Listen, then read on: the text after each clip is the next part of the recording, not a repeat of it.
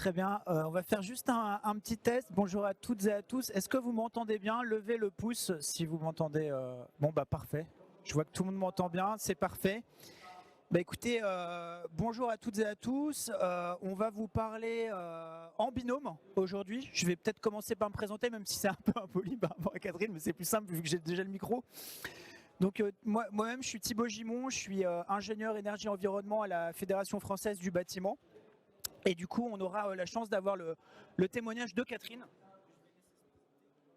Oui, bonjour. Alors, j'ai l'habitude en fait, souvent ils se présentent avant moi.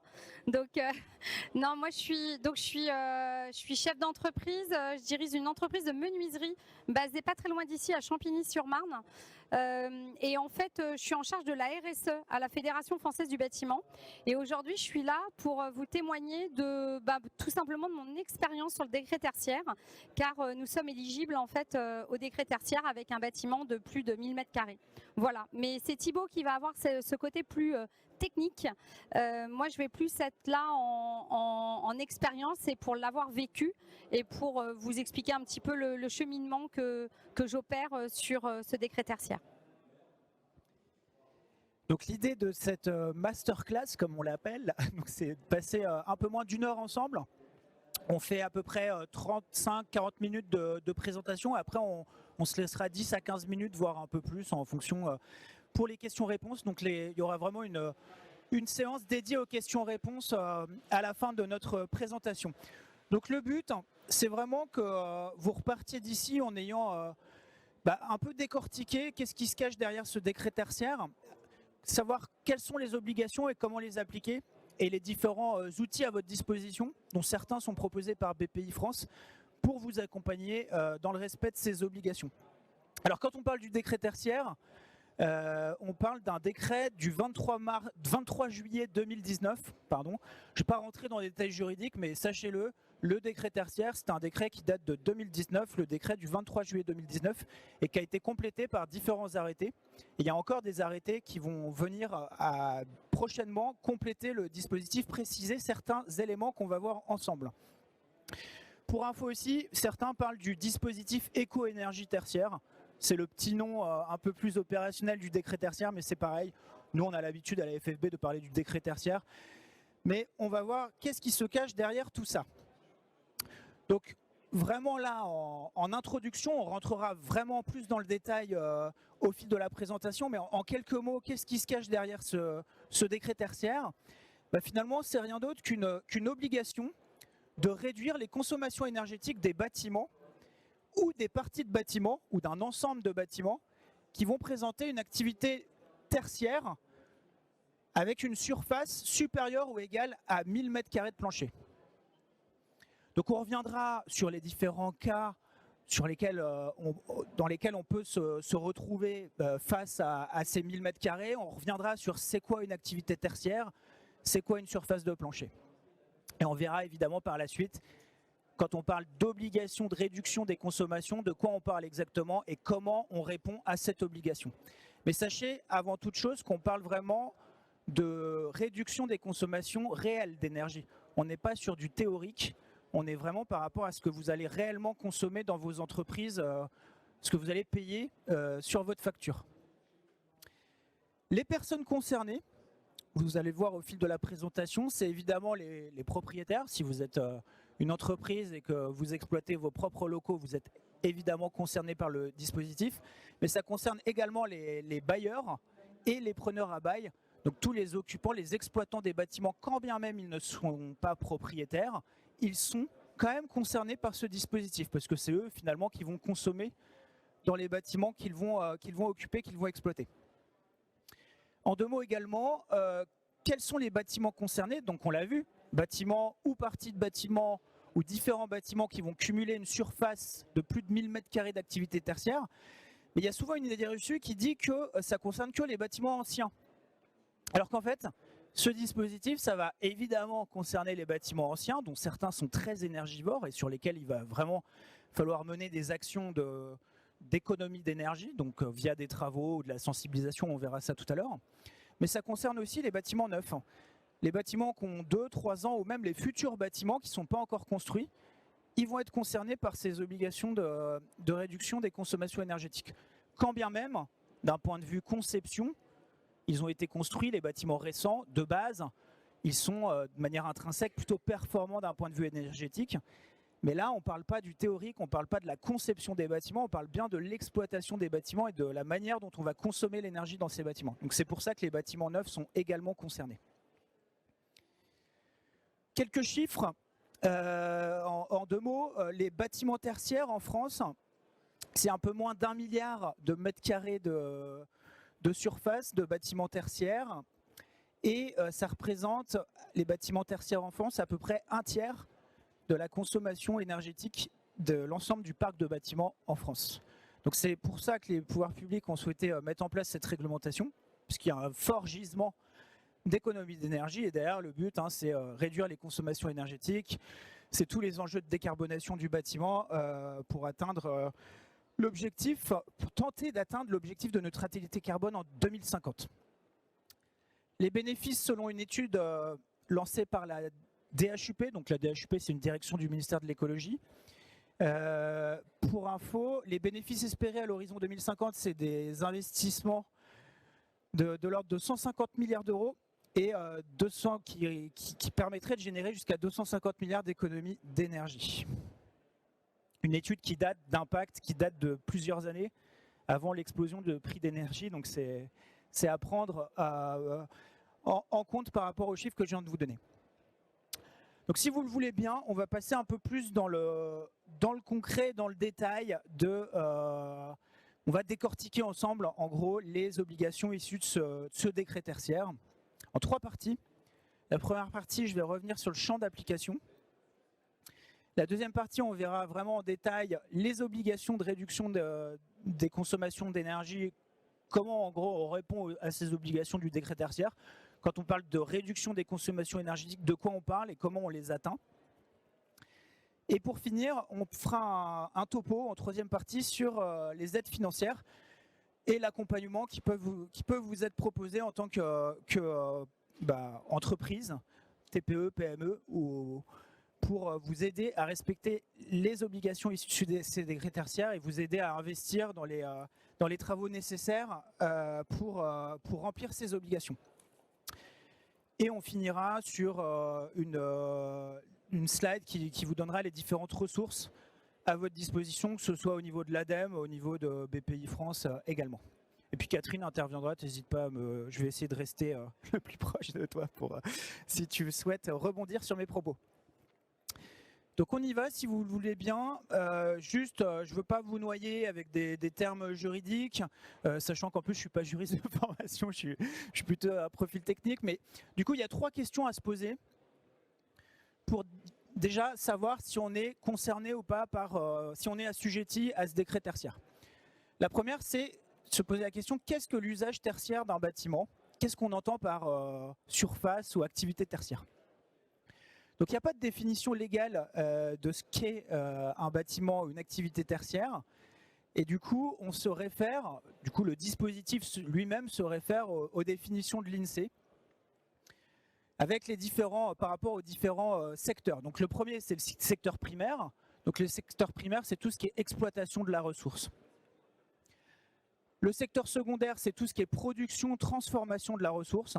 Ça va être typiquement, par exemple, je ne sais pas s'il y a des entreprises de bâtiments qui fabriquent, mais typiquement l'atelier d'un menuisier, finalement, qu'est-ce qui se passe? Il va utiliser de la ressource naturelle, il peut utiliser du bois ou du métal, par exemple, ou un autre type de matière, et il va transformer cette matière pour en faire un produit fini, je ne sais pas, des fenêtres, un escalier, un garde-corps métallique, enfin ce que vous voulez. Ça, c'est vraiment du secteur secondaire, et c'est plutôt lié même au secteur, on va dire, industriel, c'est plutôt de l'industrie. Et finalement, le secteur tertiaire, si on reprend la définition de l'INSEE, les définitions de l'INSEE, c'est tout le reste. C'est tout ce qui n'est pas primaire et c'est tout ce qui n'est pas secondaire. Et du coup, c'est un champ très vaste d'activités dans laquelle on va retrouver évidemment les bureaux, mais pas que. Il y a beaucoup de gens qui pensent que le décret tertiaire, c'est que des bureaux. Mais non, on va retrouver les commerces, les gares, les aéroports, je sais pas moi, j'ai mis quoi, les locaux de stockage, les surfaces d'exposition, etc. Oui, alors du coup, justement par rapport à cette définition plus précise, il est vrai que moi je suis un atelier de production, donc c'est poser la question et en plus mon bâtiment fait 1035 mètres carrés. Donc c'est poser la question à se dire est-ce qu'on doit justement être contraint en fait de se déclarer au niveau du décret tertiaire. C'était un peu ambigu parce que certains disent oui, certains disent non. Enfin voilà, c'était pas très clair. Et du coup, par rapport à l'éthique que j'ai, et je ne sais pas si certains tout à l'heure m'ont vu. En fait, j'ai fait la convention des entreprises pour le climat. Je suis en train de travailler beaucoup sur la décarbonation de mon activité, sur l'engagement que nous avons sur la transition écologique. Et du coup, je me suis dit, on va le faire ce décret. Parce qu'en fait, on a travaillé en amont sur notre bilan énergétique. Et du coup, je me suis dit, c'est un bon curseur pour voir aussi comment notre consommation va évoluer dans le temps. Et ça nous permet en fait finalement de nous fixer des objectifs. Donc on en reparlera après. Mais c'est vrai que du coup, je me suis aperçue que j'étais un petit peu peut-être entre, on va dire, borderline, à se dire, peut-être que j'ai pas besoin de le faire. Et puis finalement, ça a été une volonté personnelle de se dire, en tant que propriétaire, c'est aussi valoriser mon bâtiment, c'est aussi voir comment il consomme et aussi baisser justement cette consommation. Donc, bien entendu, il y a cette histoire des 1000 mètres carrés, mais comme vous le savez, on est quand même sur une dynamique où on va tendre à généraliser. Donc j'ai envie de dire, même si vous êtes un peu borderline sur les 1000 mètres, je pense qu'il faut avoir une réflexion qui soit un petit peu plus large en se disant que de toute façon, d'ici les années à venir, il n'y aura plus une histoire de mètres carrés. Je pense que tous les bâtiments tertiaires seront concernés. Voilà, bon, je m'engage un peu là-dessus, mais je pense que ça va tendre en tout cas vers cette directive. Puis au-delà de ça, qu'on soit assujetti ou non, je pense qu'il n'y a pas une seule entreprise en France qui ne souhaite pas réduire sa facture énergétique au vu du boom qu'on a eu. Donc, dans tous les cas, le décret tertiaire, qu'on soit assujetti ou non, fixe un cadre et on verra qui vous permet de vous faire un plan d'action pour, in fine, réduire vos consommations. Donc là, sur la scène, la présentation, vous l'aurez vers BPI. Là, je fais référence une première fois au site Opéra, à la plateforme Opéra. La plateforme Opéra, on le verra au fil de la présentation, c'est vraiment une plateforme qui est mise à disposition par l'ADEME, qui est une plateforme phare et un passage obligé pour toutes les personnes qui sont assujetties au décret tertiaire, puisqu'on le verra, c'est là-dessus qu'on doit déclarer ses consommations, suivre ses objectifs. Mais c'est aussi sur cette plateforme qu'on trouve un certain nombre de documents de sensibilisation ou d'interprétation des textes qui nous permettent d'y voir un peu plus clair par rapport à ce sujet du décret tertiaire. Et sur le site de la plateforme Opéra, vous retrouvez vraiment une liste exhaustive des activités tertiaires qui rentrent dans le champ du décret tertiaire. C'est très large, on retrouve évidemment les bureaux, les commerces, etc. Mais c'est super large. Deuxième question à se poser, donc si je suis bien dans le champ du tertiaire, la deuxième question à se poser pour savoir si on est assujetti ou non, c'est quel type de surface doit-on prendre en compte? Donc ça, je vous l'ai dit, quand on parle des 1000 mètres carrés, dans le cadre du décret tertiaire, on parle de la surface de plancher. Donc la surface de plancher, elle est bien connue, c'est notamment celle qui est utilisée aujourd'hui pour les permis de construire. On verra avec des schémas de quoi il s'agit. Mais du coup, il faut bien avoir en tête aussi que si dans votre bâtiment, par exemple, je prends le cas d'un bâtiment de bureau, si vous avez 900 mètres carrés de surface de bureau où il y a les ordinateurs, les bureaux, etc., et je sais pas, 200 mètres carrés de surface de stationnement, par exemple en sous-sol, il faut bien avoir en tête que les surfaces liées aux locaux de stationnement ne sont pas à prendre en compte pour définir l'assujettissement. On ne les fait pas rentrer dans les 1000 mètres carrés pour définir si on est assujetti ou non. Donc ça, c'est un premier truc, un premier réflexe à avoir. Par contre, à partir du moment où on dépasse 1000 mètres carrés de surface tertiaire et que, en plus, on a des locaux de stationnement, quand il s'agira de réduire les consommations énergétiques, on prendra l'ensemble en compte. Évidemment, mes surfaces de bureaux qui sont liées vraiment à de l'activité tertiaire et qui rentrent dans le cas des 1000 mètres carrés, mais on prendra aussi en compte les déclarations et les consommations des surfaces de stationnement. C'est juste qu'on ne les prend pas en compte pour définir si on rentre ou pas dans les supérieurs ou égales à 1000 m², les surfaces de stationnement. Et c'est à avoir en tête. Ensuite, bon, très rapidement, ça c'est plus pour vous quand vous aurez les slides de retour à l'entreprise. La surface de plancher, de quoi on parle? C'est rien d'autre que la somme des surfaces de plancher de chaque niveau clos et couvert, calculée à partir du nu intérieur des surfaces. On verra avec un schéma. Et on va déduire de toutes ces surfaces un certain nombre d'éléments. Je ne vais pas vous faire vous détailler la liste à chaque fois, mais notamment on va déduire tout ce qui est surface d'une hauteur sous plafond inférieure ou égale à 1,80 m. C'est un peu la même chose que pour la loi Carrez. On va déduire les surfaces des combles non aménageables, s'il y en a, la surface des vies, des trémies, des escaliers et des ascenseurs, etc. Donc on peut quand même, si on est un peu ric-rac entre les 2000 m², pour ceux qui voudraient se dire bon bah je sais pas trop si je suis vraiment assujetti ou non, sachez que vous pouvez gratter entre guillemets un petit peu de surface en déduisant tout ça, puisque on peut tout à fait les déduire quand on parle de surface de plancher. Si on prend vite fait des schémas, je ne vais pas vraiment m'étendre dessus, c'est plus pour vous aussi quand vous serez dans l'entreprise. Quand on parle de la surface nue des façades intérieures, vous voyez, là je suis à l'intérieur du bâtiment et tout ce qui est en gris, c'est ce qui va être pris en compte dans c'est tout ce qui rentre dans la surface de plancher. Et tout ce qui est en blanc, du coup, on peut le déduire de la surface. Donc on retrouve les surfaces inférieures à 1,80 m, les surfaces sous les escaliers, etc. Troisième question à se poser pour savoir si on est assujetti ou non, c'est est-ce que je rentre dans l'un des cas suivants? Donc après, il peut y avoir 1 milliard de sous-cas ultra précis qui peut nécessiter des interprétations, une étude un peu plus précise. Mais en tout cas, il y a 3 cas principaux. Le premier cas, qui est le cas le plus simple finalement, c'est le cas d'un bâtiment ou d'une partie de bâtiment au sein de laquelle on va avoir une surface supérieure à 1000 m². Mais on raisonne bien à l'échelle du bâtiment. Les 1000 m², on raisonne à l'échelle du bâtiment, quel que soit le nombre de propriétaires ou d'exploitants dans le bâtiment. C'est-à-dire que si, là j'ai 400 m² exploités par une entreprise X, là j'ai 500 m² par une entreprise Y et je sais pas, 600 m² par une entreprise Z, chacune des entreprises finalement elle a moins de 1000 m², donc elle pourrait se dire je ne suis pas assujetti, mais en fait non. On raisonne vraiment, c'est à partir du moment où le cumul des surfaces tertiaires dépasse 1000 m², bah, chacun des exploitants de ces surfaces va être concerné. En clair, ça peut arriver même dans des bâtiments mixtes habitation et tertiaire. Bah, à partir du moment où dans un bâtiment, par exemple je serais locataire ou propriétaire d'un 130 m² dans un immeuble, mais dans cet immeuble, finalement, il y a plus de 1000 m² de surface tertiaire en cumul. J'ai beau avoir moins que 130 m², je suis quand même concerné par le décret tertiaire. Vous voyez, on raisonne à l'échelle du bâtiment. Deuxième cas, ça va être le cas, on va raisonner à l'échelle de l'unité foncière.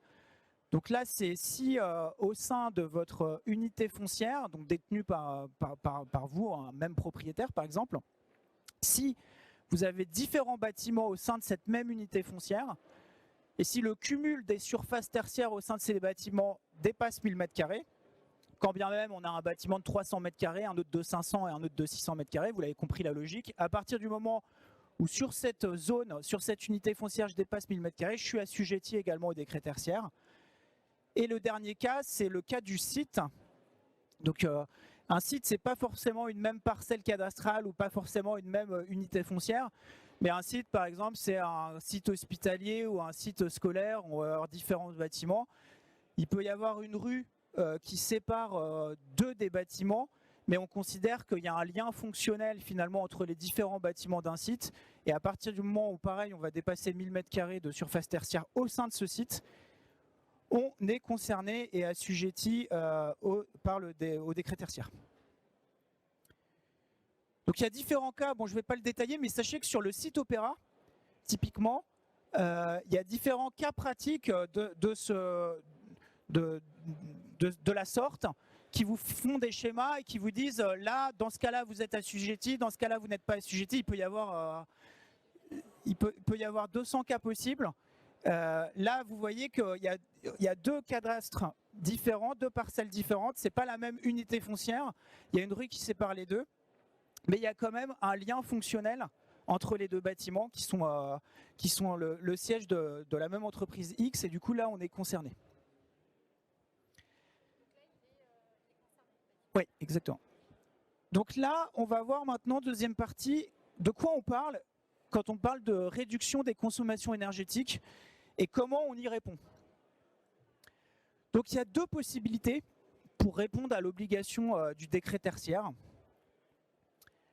La première, ça va être de réduire progressivement la consommation énergétique du bâtiment. On va faire une réduction, ce qu'on appelle en valeur relative. C'est-à-dire que le décret il va nous dire vous devez réduire de X% votre consommation, donc de 40% d'ici 2030, de moins 50% d'ici 2040 et jusqu'à moins 60% de consommation énergétique d'ici 2050 par rapport à une année de référence. Ça va être vous de définir une année de référence et cette année de référence, elle ne peut pas être antérieure à 2010. D'accord ? Mais elle doit correspondre à une année pleine d'exploitation qui n'est pas forcément de janvier à janvier, ça peut être sur 12 mois filants. Et il faut prendre en compte une année où vous avez consommé, plutôt bien consommé, puisque normalement, il ne faut pas prendre une année où vous avez très faiblement consommé pour remplir plus facilement l'obligation quand même il y a des modulations. Oui, d'ailleurs, petite anecdote, ne prenez pas par exemple 2020, c'est l'année du confinement. Voilà, donc il ne faut pas le prendre, vous voyez, il faut faire attention en fait à l'année que vous choisissez. Et effectivement, il faut que ça soit une année complète. Et c'est vrai que là, on était dans cette configuration. Et c'est vrai aussi que le télétravail, vous voyez, peut aussi entraîner, dans le cas d'usage de bureau, peut aussi entraîner moins de consommation. Donc, il faut vraiment être intelligent à ce moment-là de se dire quelle année de référence je prends. Et donc, nous, on venait de faire notre bilan thermique qui nous avait permis en fait de remonter 4-5 ans en arrière sur nos consommations et on avait déterminé que l'année 2018 était l'année en fait où on avait consommé le plus. Donc on est parti sur cette année-là parce qu'il est certain que derrière, comme vous l'avez vu, il y a quand même des réductions qui sont drastiques et donc il ne faut pas se faire avoir sur ce point-là. Voilà, c'est un petit point de vigilance, mais il faut vraiment bien y penser, de regarder ses consommations sur plusieurs années et prendre l'année où on a été le plus énergivore. C'est un peu triché, mais quelque part, c'est que derrière, si on veut aussi atteindre les objectifs, voilà. Sachant qu'il y a des modulations aussi. Si par exemple vous prenez une année où vous avez fortement consommé parce qu'il y avait un hiver très froid, la plateforme va corriger un petit peu tout ça. Donc on peut optimiser, mais pas. Il y a des proportions, il y a quand même des garde-fous. Et du coup, quand on parle de consommation énergétique, là je vous l'ai mis, on parle bien mesuré en énergie finale. Donc par opposition avec l'énergie primaire, l'énergie finale, c'est vraiment ce que vous consommez réellement dans les bâtiments, ce qui correspond à ce qui a les kilowattheures de votre facture énergétique en gros. On n'est pas sur de la théorie, sur un audit énergétique purement théorique. On va venir réduire théoriquement de moins 40% avec des simulations. On y reviendra, c'est très bien de faire un audit énergétique, mais là on va parler vraiment du réel de vos factures, de ce que vous avez réellement consommé. Donc ça c'est la première possibilité en valeur relative, les moins 40%. Il y a une deuxième possibilité pour atteindre l'obligation, c'est d'atteindre par décennie, pareil 2030, 2040, 2050, de ne pas dépasser finalement un seuil de consommation énergétique défini pour chacune des typologies de bâtiments. Donc il y a un seuil qui a été défini par arrêté pour les bâtiments de bureaux, ça va être complété pour d'autres typologies de bâtiments, si on est des commerces, de la restauration, etc. On attend encore certains arrêtés qui vont préciser tout ça, mais en tout cas pour les bureaux c'est bon. Et du coup là c'est un seuil à ne pas dépasser qui correspond finalement à une typologie de bâtiment qui n'est pas trop énergivore par rapport à son activité. Et du coup pour un bâtiment récent qui de base intrinsèquement est très performant d'un point de vue énergétique et ou environnemental, typiquement un bâtiment construit sous la RT 2012, réglementation thermique quand même assez performantielle et encore plus performantielle, la RE 2020, Réglementation environnementale 2020, auquel doivent se plier tous les bâtiments neufs, bah évidemment, déjà, un bâtiment qui a été conçu de manière à être le moins énergivore possible, c'est plus compliqué dans certains cas d'aller chercher moins 40 d'ici 2030. Du coup, ce sera peut-être plus judicieux d'atteindre l'obligation en allant chercher ce qu'on appelle la valeur absolue, donc ne pas dépasser une consommation seuil. Mais chaque cas est spécifique. Nous, à la FFB, dans nos locaux, parce qu'on est assujetti, on a plus de 1000 m², on a été potentiellement surpris des résultats et on se dit que parfois la consommation d'énergie seuil pour certaines parties de bâtiments peut avoir du sens. Ensuite, comment ça se passe aussi pour suivre et pour être dans les clous par rapport à cette réglementation? Parce que vous voyez que finalement, les objectifs, en fait, il faut les atteindre en 2030, 2040 et 2050. Mais il ne faut pas croire qu'il va falloir se mettre à l'action à partir de 2029. C'est en fait l'action, il faut en fait dès à présent rentrer dans le mouvement du décret tertiaire si vous y êtes assujetti. Puisqu'en théorie, déjà depuis un petit moment, déjà dans le passé, donc déjà depuis le 30 septembre 2022, dans les textes, si vous étiez assujetti, vous auriez dû, mais pas de crainte, il y a de la tolérance, tout le monde est en train de découvrir le sujet, donc tout le monde est en rodage, donc il y a vraiment une tolérance par rapport à ça. Mais il faut dès à présent, si vous êtes assujetti, créer votre compte sur la plateforme mise à disposition par l'ADEME, la fameuse plateforme Opera, renseigner les données de votre bâtiment, l'activité qui est employée, les surfaces, et déposer la première année, votre année de référence, qui est cruciale parce que c'est de cette année de référence qu'on va voir si on est dans les clous ou pas par rapport notamment à l'objectif en valeur relative, les moins 40 d'ici 2030, c'est moins 40 par rapport à cette année de référence. Donc il faut la déposer la première année, en même temps que les consommations de chaque année doivent être chaque année, au plus tard le 30 septembre de chaque année, il faut déposer vos consommations annuelles à partir de maintenant et chaque année jusqu'en 2030, puis pour la prochaine décennie de 2030 à 2040, etc. Donc là, il y avait, ça avait été déjà repoussé, en principe c'était 30 septembre 2021 avec le Covid et la difficulté des pouvoirs publics de mettre en place la plateforme, ça avait été repoussé au 30 septembre 2022. Il y avait encore un délai de tolérance officiel qui avait été mis jusqu'au 31 décembre 2022, mais bon, ça c'est du passé, 31 décembre 2022, mais si vous êtes assujetti, croyez-moi, il y a beaucoup de gens en retard, y compris parmi les bâtiments publics qui sont eux-mêmes également concernés. Donc il y a une tolérance, tout le monde découvre le sujet et tout le monde est face à parfois beaucoup de questions liées à ce sujet qui parfois encore sont... il est difficile de trouver certaines réponses. Ensuite, comment les différents leviers, les efforts, en gros, comment je vais pouvoir atteindre ces moins 40, moins 50, moins 60% d'ici à 2030 jusqu'en 2050. Donc il y a quatre grands leviers pour aller chercher ces économies d'énergie. Peut-être je vais commencer par celui du bas, le comportement. L'un des premiers leviers, on le voit, certaines entreprises qui aujourd'hui ne feraient pas du tout attention, qui auraient zéro éco-geste, zéro sensibilisation de leurs salariés. Rien qu'en faisant un effort sur les comportements, sur la sensibilisation, sur le suivi de leur consommation. Donc ça ne nécessite pas d'investissement, ou alors très peu d'investissement, peut-être à la limite des investissements en temps. Mais rien qu'avec ça, on peut faire quand même des économies. Alors ça dépend d'où on part, mais il y a des entreprises, rien qu'avec les comportements, ils peuvent faire 10 à 15% d'économie d'énergie, voire plus. En fait, ça va dépendre de la situation.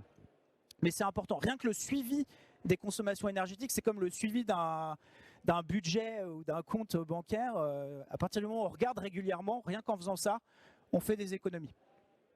Et ensuite, ça va être plutôt lié à des investissements liés aux équipements, à l'exploitation des équipements, et plutôt évidemment à tout ce qui est isolation, enveloppe. Ça va être plutôt, là on va être plutôt sur une partie travaux. Donc l'exploitation, ça j'y reviendrai. Ça permet aussi d'aller faire de bons gisements d'économie d'énergie. Il y a un décret qui est lié au décret tertiaire, dont je vous dirai deux mots tout à l'heure. C'est un décret qui impose à certains bâtiments tertiaires qui ont une certaine puissance de chauffage et de climatisation d'installer en gros un contrôle, une automatisation des contrôles de la gestion technique du bâtiment. En gros, j'y reviendrai. Mais du coup, ça permet d'aller chercher quand même des gisements, d'avoir une bonne exploitation de son bâtiment. La deuxième chose, ça va être des investissements plutôt liés aux équipements énergivores. Tout ce qui va être système de chauffage, on peut remplacer un vieux dispositif avec des mauvais rendements par un dispositif plus performant, par exemple à énergie renouvelable ou un raccordement à un réseau de chaleur. Ça permet d'aller chercher des économies d'énergie. Et évidemment, la dernière partie, c'est peut-être là, quand on parle vraiment de sobriété, c'est éviter de consommer pour rien. C'est vraiment avoir un bâtiment performant avec une enveloppe, une bonne isolation, des bonnes menuiseries extérieures qui permet de réduire de base les déperditions et du coup les consommations. Oui, alors là, concrètement, donc moi, le bâtiment dont je suis propriétaire, il a été construit en 1988 à peu près, 87-88. Donc en fait, on est justement sur une phase de réhabilitation de ce bâtiment. C'est une passoire aujourd'hui. Donc enfin plus aujourd'hui justement. Donc on a commencé par notre audit énergétique. Ça vraiment, je vous le conseille vivement parce que c'est vraiment ce qui va permettre d'avoir une rénovation qui va être techniquement et économiquement viable et surtout avec des scénarios qui vont être différents en fonction de ce que vous voulez avoir comme résultat. Et effectivement, au niveau des équipements, donc vous pouvez avoir tout ce qui est luminaire, les LED. Souvent dans les bureaux, dans les ateliers, on a beaucoup d'éclairage qui consomme beaucoup.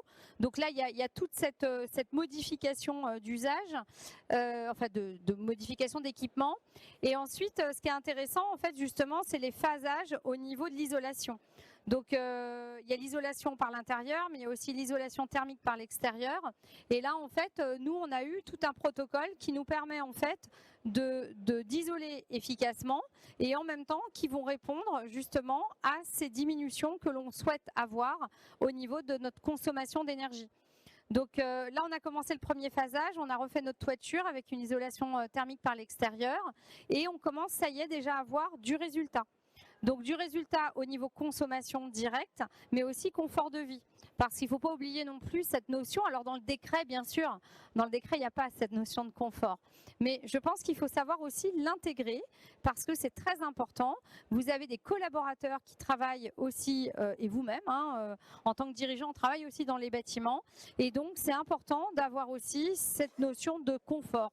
Donc il y a cette notion d'efficacité énergétique que l'on souhaite obtenir, bien entendu, mais aussi cette notion de confort. Et là, donc nous, on a notre premier phasage, on l'a fait aussi certifier tout le chantier, on l'a fait certifier éco-responsable. Et donc, on a notre premier phasage, donc on vient de terminer la toiture, et là maintenant, on attaque justement l'isolation thermique par l'extérieur. Et tout ça va justement permettre aussi d'avoir des leviers efficaces sur notre consommation et donc ça va nous permettre de déclarer tous les ans nos consommations et surtout d'atteindre l'objectif qui est fixé. Et l'avantage de l'audit énergétique, c'est de ne pas y aller à l'aveugle. Parce qu'effectivement, là, on parle d'investissements assez lourds quand même sur les prochaines décennies pour savoir un peu l'impact de chacun, pour savoir où vous allez, les travaux les plus judicieux, vous créez en gros un plan d'action. Évitez d'y aller à l'aveugle et on vous conseille clairement de faire réaliser par un bureau d'études spécialisé un audit énergétique. Je vais avancer parce que je suis hyper en retard. Je vais vous parler plutôt là du décret BACS, je l'ai évoqué tout à l'heure. C'est un décret qui est assez lié au décret tertiaire. C'est un décret, son nom est étrange parce qu'il a une consonance clairement anglophone. C'est décret BACS, c'est pour Building Automatization and Control System. Je parle pas bien anglais, mais en gros, ça veut rien d'autre. C'est rien d'autre qu'un décret qui va imposer d'équiper d'ici le 1er janvier 2025.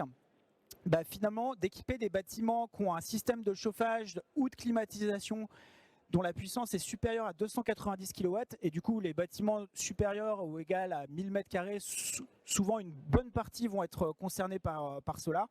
On va être obligé de les équiper en gros d'un système de gestion technique du bâtiment, qui est rien d'autre qu'un système informatique qui va permettre de contrôler, d'optimiser et de surveiller tous les équipements du bâtiment qui consomment de l'énergie.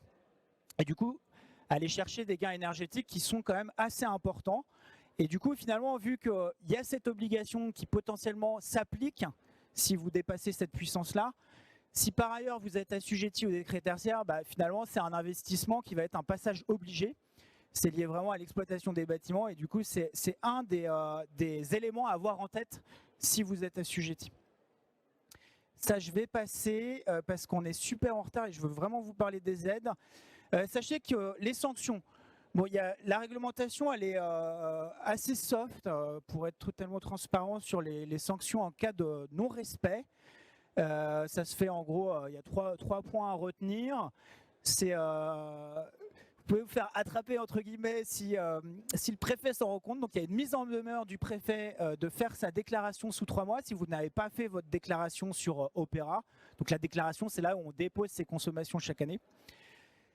Et si vous n'êtes toujours pas dans les clous, ça peut aller jusqu'à une amende administrative qui va jusqu'à 7 500 € pour les personnes morales. Donc c'est assez soft au vu des investissements qui sont... la sanction n'est pas... voilà. Après, peut-être que ça évoluera. Le but, c'est d'emmener les gens dans la démarche. Et le troisième cas, c'est un dispositif pour ceux qui ne respecteraient pas la réglementation.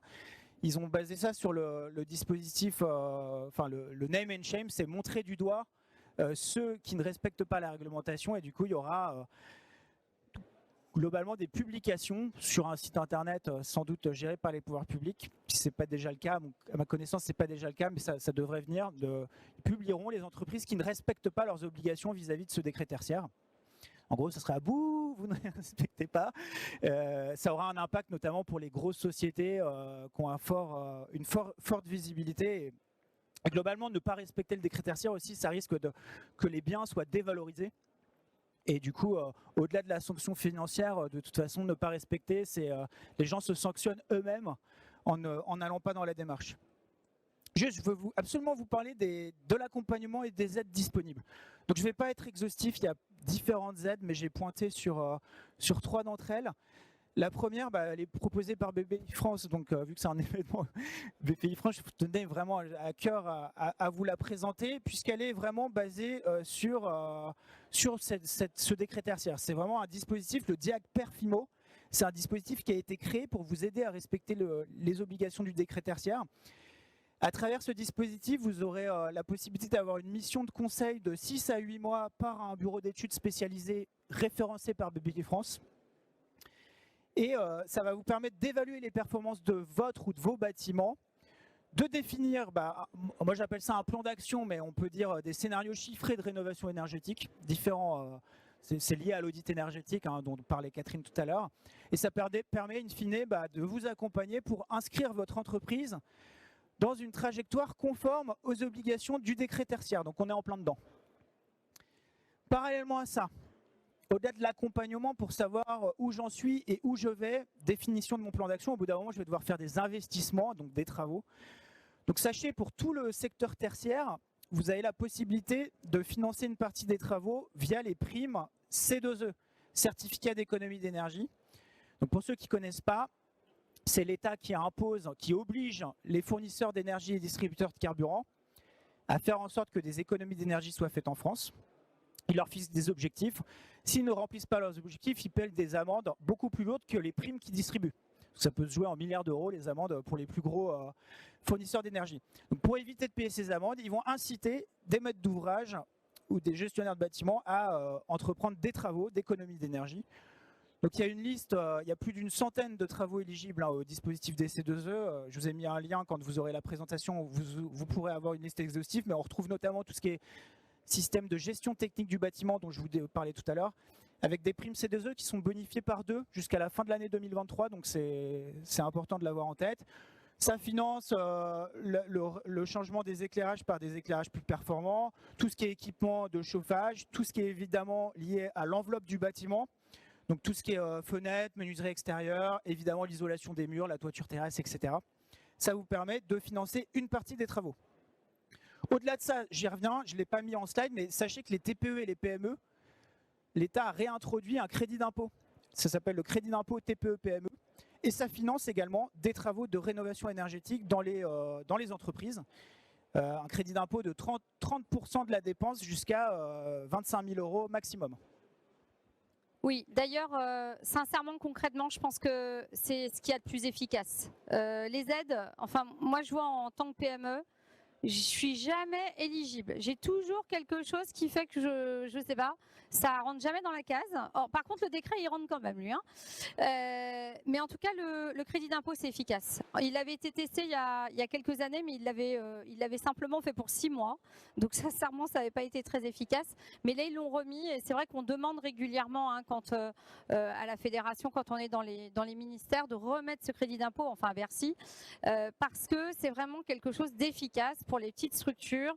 C'est à la fin de notre bilan, ça passe en crédit d'impôt sur les investissements qu'on a faits, qui sont liés, qui sont sur la rénovation énergétique. Et ça, je pense que c'est vraiment efficace. Voilà. Donc on a le crédit d'impôt de mémoire jusqu'à la fin de l'année 2024. Pour 2 ans, ça a été réintroduit.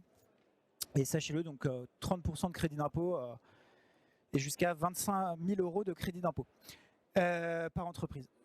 Au-delà de ça, il y a un prêt qui est proposé aussi par BPI France qui s'appelle le prêt Éco-Énergie. Donc le prêt Éco-Énergie, c'est un prêt à taux préférentiel à destination des DPE et PME, durée 3 à 7 ans, et ça permet justement de financer des travaux et des actions qui sont éligibles au dispositif des C2E. Donc je vous parlais, et souvent c'est la même chose pour le crédit d'impôt, hein. C'est notamment les travaux d'isolation, l'installation d'une pompe à chaleur, etc. Vous avez une liste assez exhaustive. Et le montant du prêt, il va de 10 000 € et jusqu'à 500 000 € pour vous aider à mener ces actions dans vos locaux. Pour finir, les outils d'accompagnement. Alors en tant que entreprise, vous n'êtes pas, les pouvoirs publics ne vous laissent pas tout seul à démystifier ce décret tertiaire. Évidemment, si vous êtes adhérent à des fédérations, elles peuvent aussi vous accompagner, mais là, c'est un public très large d'entreprises, donc je me suis cantonné aux outils d'accompagnement proposés par l'ADEME et les pouvoirs publics. Donc je vous l'ai dit, sur le site Opéra, il y a différentes ressources, il y a notamment une foire aux questions, qui est hyper dense, peut-être même trop dense, et ça montre à quel point les textes étaient peut-être pas assez clairs et détaillés. Il y a plus d'une 150, je crois, voire un peu plus, questions-réponses, et ça évolue à peu près tous les mois, puisque la foire aux questions est enrichie. Et souvent, nous-mêmes, quand on a des questions comme ça sur le décret tertiaire, parfois il y a des questions ultra précises.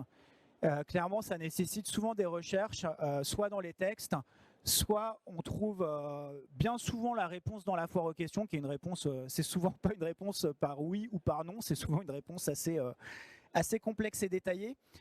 Mais sachez que c'est quand même une très bonne ressource si vous vous posez des questions. S'il y a une question qui ne figure pas dans la foire aux questions, et nous ça nous arrive, hein, parfois on a des questions de nos adhérents de la FFB et on ne trouve pas la réponse à la fois dans les textes et ni dans la foire aux questions. Et du coup les pouvoirs publics, ils ont mis en place 2 adresses mail justement pour poser les questions et pouvoir nous éclaircir sur un point, savoir si on est assujetti ou non, savoir si par rapport à notre cas de figure, comment on répond à l'obligation.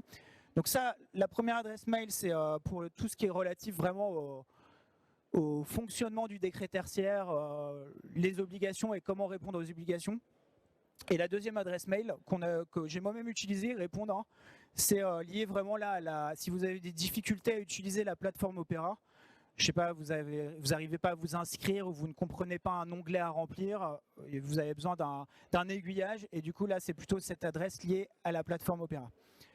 Et au-delà de ça, vous avez une page sur la plateforme Opéra qui est vraiment dédiée aux ressources et aux outils, où vous trouvez pas mal de PowerPoint assez pédagogiques avec des cas pratiques assez détaillés qui sont plutôt bien faits. On trouve pas mal de réponses à nos questions qui ne sont pas forcément dans les textes ni dans la foire aux questions. Et c'est quelque chose de beaucoup plus digeste que la foire aux questions en général. Et vous avez également une vidéo depuis quelques mois, un tuto vidéo qui vous explique comment s'inscrire sur Opéra et comment réaliser une déclaration sur Opéra. Donc il faut se la farcir, entre guillemets, excusez-moi l'expression, parce que ça dure à peu près 1 heure la vidéo. Mais c'est mieux que rien et ça permet d'y voir un peu plus clair sur ce sujet qui pose encore énormément de questions. à tout le monde et parfois même, j'ai le sentiment, au pouvoir public eux-mêmes, qui se rendent compte que parfois, et j'ai l'impression, moi, qu'ils n'ont pas toujours la réponse aux questions qu'on leur pose et du coup, ils l'écrivent au fil du temps dans la fameuse foire aux questions. Voilà, bah écoutez, merci pour votre attention et puis on a un peu moins de 5 minutes pour les questions si vous en avez. Sachez que moi, de toute façon, je reste un petit peu après, donc vous pouvez me parler en direct après si vous avez une question plus précise.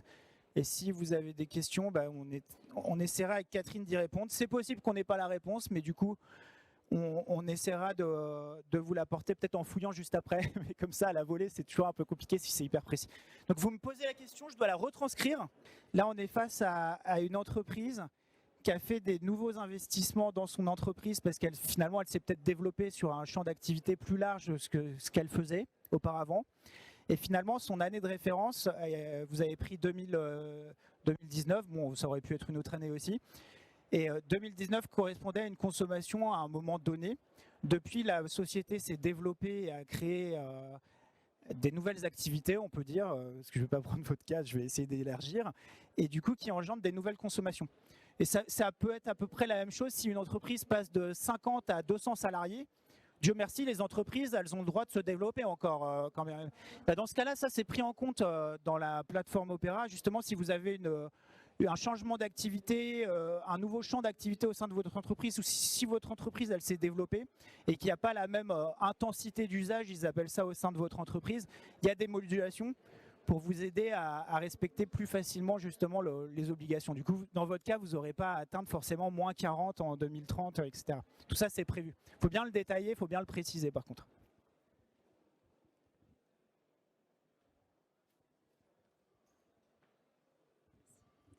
Bonjour, c'est une question au sujet des immeubles neufs, puisque vous avez dit que le décret s'appliquait aussi aux immeubles neufs. Moi, je vais prendre livraison d'un immeuble l'année prochaine, début 2024. Donc évidemment, c'est compliqué, j'imagine, de prendre une année de référence. Donc est-ce qu'on est systématiquement dans la possibilité d'aller sur un niveau de consommation cible ou comment Donc je vais faire comme ça parce que sinon c'est compliqué. Tout le monde a entendu du coup la question, c'est ça. Du coup, déjà pour les bâtiments neufs qui sont après, qui sont nés, qui sont sortis de terre récemment, l'année de référence, certains auront une année de référence en 2024, etc. En fait, c'est l'année de référence. Dans tous les cas, faudra la définir et ça va être la première année d'exploitation pleine en fait sur 12 mois. Mais vous, dans votre cas, oui, c'est un bâtiment neuf. Donc, ce que je disais par rapport à tout à l'heure, vous allez plutôt choisir clairement l'atteinte de l'obligation par rapport à la valeur absolue. Donc le niveau cible à ne pas dépasser, qui va correspondre, si vous utilisez correctement votre bâtiment d'un point de vue énergétique, si vous n'avez pas des surconsommations excessives, si vous avez un usage normal, vous devriez, si votre bâtiment de base est performant vu qu'il est neuf, plutôt aller chercher la consommation en énergie seuil plutôt que les moins 40, quoi. Clairement, un bâtiment RE 2020 qui est très performant avec des occupants ayant un usage sobre, ils auront du mal à faire moins 40 en 2030, hein, clairement. Bonjour, j'avais une question par rapport à la dévalorisation des bâtiments tertiaires. Comment ça se passe concrètement? Parce que tout à l'heure vous avez parlé de la dévalorisation en cas de non-application du décret. Et quelles sont les conséquences en fait? La dévalorisation, déjà vous dévalorisez votre bien, puisque c'est dédié aux propriétaires. Donc en fait, vous n'avez pas intérêt à dévaloriser votre bien. Personne ne veut dévaloriser son bien. Donc justement, en fait, le décret tertiaire a un côté un petit peu incitatif aussi de se dire en même temps, je vais être obligé de faire de la rénovation. Alors dans le cas de Madame, par exemple, où c'est une construction neuve, là c'est autre chose. Mais on a quand même beaucoup de bâtiments en France qui sont à rénover. Et bien entendu, on ne veut pas le dévaloriser, on veut valoriser. C'est pour ça qu'aussi, il faut bien comprendre que d'ici quelques années, là on a 1000 mètres carrés, mais je pense qu'il faudra un décret tertiaire à partir de 0 mètre carré et de tout usage. Parce que si on veut combattre et descendre nos consommations d'énergie, et on sait très bien que le bâtiment est énergivore, ce n'est pas simplement un bâtiment au-dessus de 1000 mètres carrés. Mais non, le but, bien entendu, c'est de valoriser et pas de dévaloriser. J'ai répondu à votre question? Ouais. Pour même un propriétaire bailleur, pour le coup, si son bâtiment il est ultra énergivore et qu'il n'y a aucune action qui a été mise en place pour réduire les consommations, les preneurs à bail, donc les locataires, de toute façon, ils vont privilégier demain, et ils le privilégient déjà, des bâtiments plutôt efficaces d'un point de vue énergétique. C'est exactement ce qui se passe dans l'immobilier aujourd'hui. Vous avez entendu parler des DPE. Aujourd'hui, vous ne pouvez plus louer certaines classes de bâtiments, mais c'est exactement la même chose en fait. Un locataire n'aura pas envie de louer un bâtiment s'il est hyper énergivore. Enfin, je pense qu'il n'y aura aucun intérêt. Donc on a tous intérêt à aller vers ce sens. Par contre, il est certain que ça a un coût, c'est un investissement, ça se prévoit sur du moyen long terme, ça s'organise. C'est pour ça qu'on vous disait que l'audit énergétique est vraiment très efficace, et également de savoir se faire accompagner. Moi, par exemple, le décret, sincèrement, la plateforme, là, je me suis pas embêtée avec. Le thermicien qui avait fait notre audit m'a accompagné aussi sur le décret parce que j'avais peur de mal remplir, de pas avoir la bonne année de référence. Enfin, et c'est comme ça qu'on en arrive à 2018. Donc, en fait, il y a aussi des spécialistes qui vous accompagnent, et la BPI, d'ailleurs, a ses spécialistes. Voilà, je crois qu'on a... Ah là là, il nous reste 2 minutes. Ah non, on a dépassé, pardon. Autant pour moi. Bah merci à vous, et j'espère qu'on vous a éclairé.